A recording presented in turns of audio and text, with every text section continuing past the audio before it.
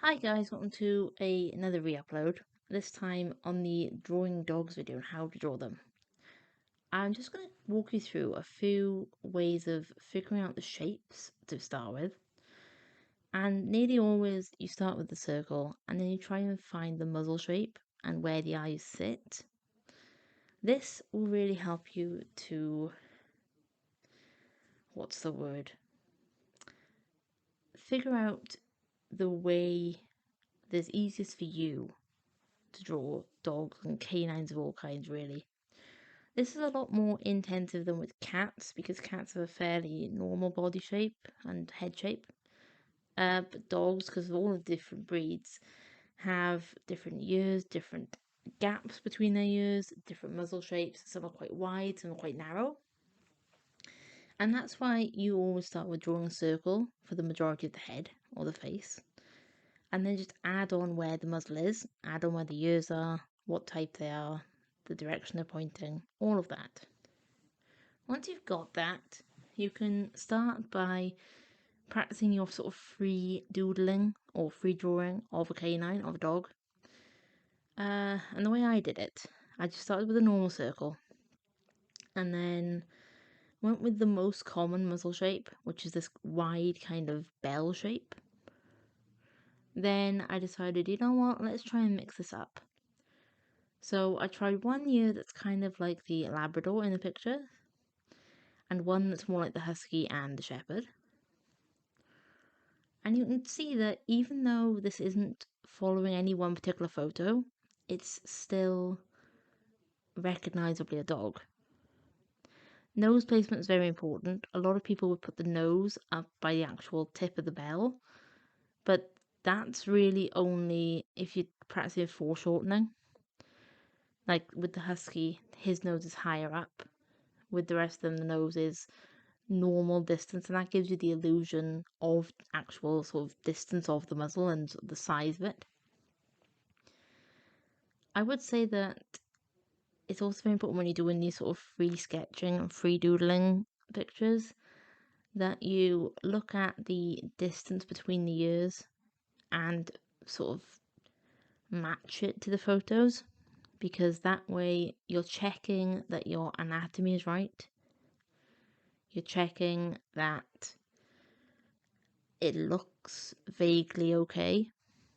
Again, this is just practice for you. I'm not a master at drawing dogs, as you can tell. This looks kind of like a collie and a terrier, so there we go.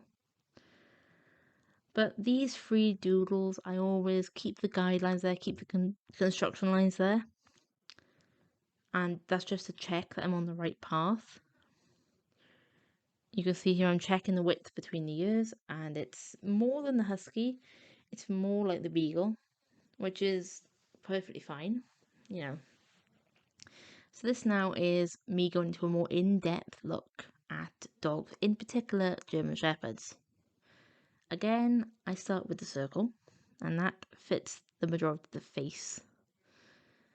I've noticed with German Shepherds, or at least this one in particular, the gap between the ears is really, really narrow, and it's quite flat. And the ears are very big, they are like satellite dishes. The muzzle shape, again, is kind of that bell shape if you're looking at it head on. But if you're looking at it from the side, it's much more of a sort of a rounded rectangle.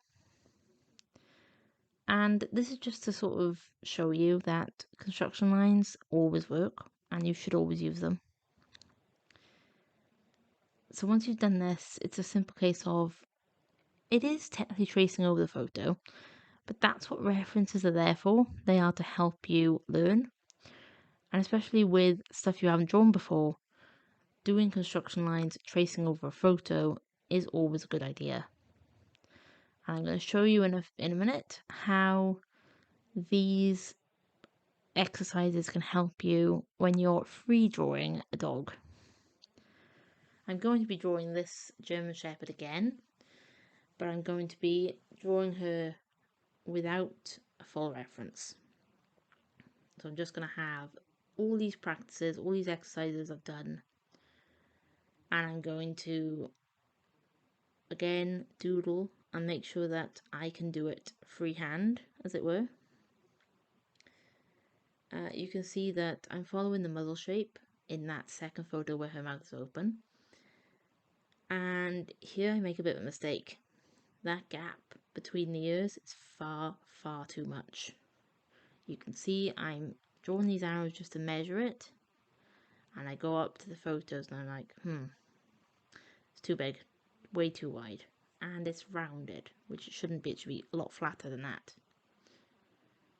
So then once you've done that, once I fix that, you can tell the muzzle still isn't fully right. The shape of it's a bit off. But again, this is just practicing, and that's the main thing here when you're drawing anything, is just to practice, practice, practice.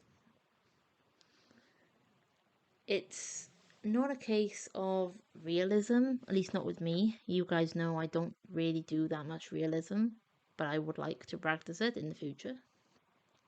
I'm also checking out the length of the ears, because there are specific traits that every breed has that you should really try and include in your drawings, just to hammer home the point that it is this specific breed.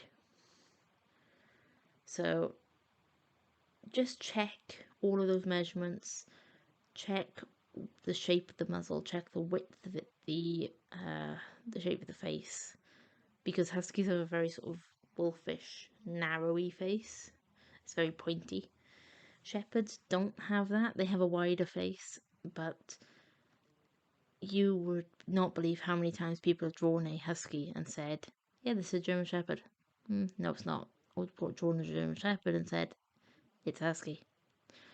Or drawn a generic dog and said, this is X breed, when it doesn't have any of those traits that we've talked about. So once you're happy enough, you can move on to actually referencing and doing a proper picture. This is another picture of that German Shepherd. She's a gorgeous girl, honestly, my friend's dog. And it's just rough construction lines with annotations before I start my own drawing of her. You can tell I'm not following the reference exactly, and I've gone for more of the previous picture with her on a sort of 3/4 view. I do know this dog quite well, but here I'm just roughly going along with these shapes of the body. I've got so many references of her. I know I'm not showing them, but that's what I'm using. Even though I've got those references, I do still make mistakes, as you can see here with the leg. That's far, far too much of a gap between those rear legs. She's also not that skinny. She's much more square in body, and her tail doesn't hang out that much.